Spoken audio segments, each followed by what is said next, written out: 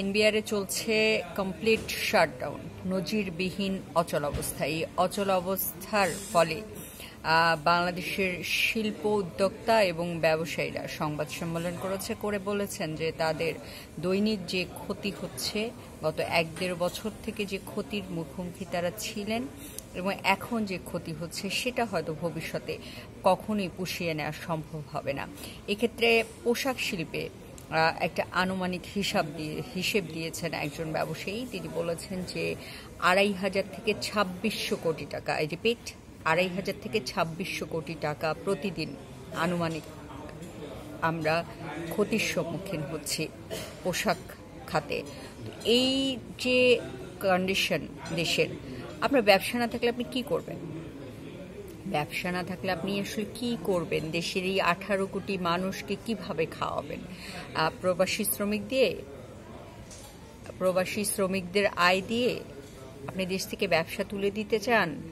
মানে আমি ঠিক জানি না। আজকেই আবার খবর এলো 52,500 কোটি টাকা বাংলাদেশ ব্যাংক ছাপিয়েছে, 12টি আর্থিক প্রতিষ্ঠান ও ব্যাংককে সহায়তা করেছে।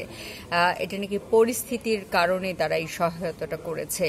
এখন আমি প্রশ্ন করতে চাই যে এই 52,500 কোটি টাকা কেন ছাপাতে হলো? এদিকে ডক্টর মোহাম্মদ ইউনূস আপনার বিবিসিকে এক সাক্ষাৎকার দিয়ে বলছেন যে বাংলাদেশে আসলে ভোটাররা বিক্রি হয়ে যায়। দেশের বাইরে যেয়ে উনি দেশের মুখ উজ্জ্বল করে এসেছেন, বাংলাদেশের সব ভোটাররা বিক্রি হয়। হ্যাঁ, আমি তো কোনোদিন মানে আমার পরিবারের কাউকে দেখি নাই তার ভোটটা বিক্রি করতে। হ্যাঁ, তো উনি বাংলাদেশের মুখ উজ্জ্বল করে বলে আসছেন। তো আমি প্রশ্ন করতে চাই, 52,500 কোটি টাকা কি এই জন্য ছাপাইছেন যাতে আপনার সমর্থিত দল এনসিপি ভোট কিনতে পারে? আমি এগুলো প্রশ্ন করতে চাই, ভবিষ্যতে আরো কঠিন কঠিন প্রশ্ন করতে চাই তাদেরকে। অর্থনীতির যে অবস্থা দাঁড়িয়েছে, হ্যাঁ, বাংলাদেশে মানে টাকা ছাপিয়ে তো আপনি কোনো প্রতিষ্ঠান দাঁড় করাতে পারবেন না। মানে টাকা দিয়ে অর্থনৈতিক সহায়তা করে কোনো প্রতিষ্ঠানকেও যেমন দাঁড় করিয়ে রাখা যায় না, কোনো মানুষকেও দাঁড় করানো যায় না। আপনার হচ্ছে মানুষকে তার আর্নিংটা শেখাতে হবে। আপনার যে ড্যামেজ হয়েছে সেই ড্যামেজ কন্ট্রোল করার কি অল্টারনেটিভ হচ্ছে টাকা ছাপানো? মানে 10 মাসে 52,500 কোটি টাকা ছাপানো হয়েছে একটা দেশের ন্যাশনাল চ্যানেলে, চ্যানেল 24-এ এটা ব্রেকিং আকারে গিয়েছে। সারাদিন ধরে আজকে রিপোর্টটা যাবে। আজকে আমি যখন এই ভিডিওটা করছি 28 জুন 2025 সালে, আমার মনে হয় নোবেলজয়ী অর্থনীতিবিদ, শান্তিতে নোবেলজয়ী ইউনূসের জন্মদিনে এই ব্রেকিং স্টোরিটা তার জন্য একটা শুভেচ্ছা বার্তা ছিল এবং জনগণের জন্য ছিল যে সে আমাদের জাতির জীবনে কি সুদিন নিয়ে এসেছে। 52,500 কোটি টাকা, মানে আমি তো ভাবতেই পারছি না যে এত পরিমাণ টাকা ছাপানো হয়েছে। এদিকে ব্যবসায়ীরা তো মানে হ্যাঁ, বাংলাদেশে ব্যবসায়ীরা যদি মনে করেন যে বাংলাদেশে ব্যবসা করবেন না, ওনাদের যতটুকু প্রপার্টি আছে লিগাল ওয়েতে ওনারা নিয়ে যে অন্য কোনো দেশের রেসিডেন্স নিয়ে নেবেন, ওখানে তারা শান্তিপূর্ণ জীবনযাপন করবে। বাংলাদেশে কোনো কর্মসংস্থান থাকবে না। বাংলাদেশ টিকে আছে ব্যবসায়ীদের কারণে। হ্যাঁ, ব্যবসায়ীরা বাংলাদেশটাকে টিকায় রাখছে। এখন আপনারা বলতে পারেন বাংলাদেশে কেন ব্যবসায়ীরা ব্যবসা করে? কারণ বাংলাদেশে অনেক হচ্ছে টাকা পয়সা দুর্নীতি করার সুযোগ আছে। বিষয়টা কিন্তু এইরকমও না। হ্যাঁ, মানে ধরেন যে একটা জেনারেশন এই দেশে ব্যবসা করছে, আর একটা জেনারেশন করবেন। এবং আমি আপনাদেরকে তথ্য দিচ্ছি, দুবাইয়ে আপনারা খোঁজ নেন একদম লিগাল ওয়েতে বাংলাদেশে অনেক ব্যবসায়ী তাদের সেকেন্ড জেনারেশনকে অলরেডি শিফটেড করেছে।